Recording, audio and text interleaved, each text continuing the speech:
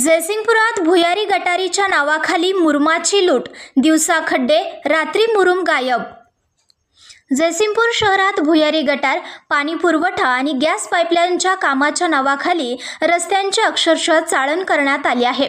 मात्र या कामानंतर उकरून काढलेला लाखो रुपयांचा मुरुम रात्रीच्या अंधारात जेसीबीच्या सहाय्याने ट्रॅक्टर ट्रॉलीमध्ये भरून नेला जात असल्याचा धक्कादायक प्रकार समोर येत असून यामागे नेमके कोणाचे हितसंबंध आहेत असा संतप्त सवाल नागरिक विचारत आहेत। दिवसभर रस्त्यावर धूळ, खड्डे आणि वाहतुकीचा त्रास सहन करणाऱ्या नागरिकांच्या नजरेआड रात्री मुरुम गायब होत असल्याची चर्चा शहरभर रंगली आहे।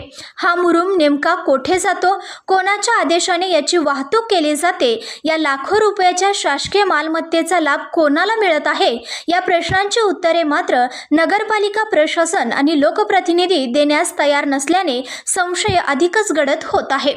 विशेष म्हणजे शहरात सुरू असलेल्या या प्रकाराकडे संबंधित अधिकाऱ्यांचे दुर्लक्ष की जाणीवपूर्वक डोळेझाक अशी चर्चा आता उघडपणे सुरू आहे।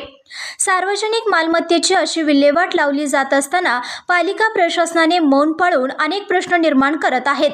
या संपूर्ण प्रकरणाची उच्चस्तरीय चौकशी करून मुरुमाची नोंद, साठा, वाहतूक आणि वापर याची माहिती सार्वजनिक करावी, दोषींवर कठोर कारवाई करावी अशी मागणी नागरिकांनी केली आहे। अन्यथा या कथित गैरव्यवहाराविरोधात तीव्र जनआंदोलन छेडण्याचा इशारा नागरिकांनी दिला आहे। संघर्ष या न्यूज चॅनलला लाईक करा, शेअर करा आणि सबस्क्राईब करा।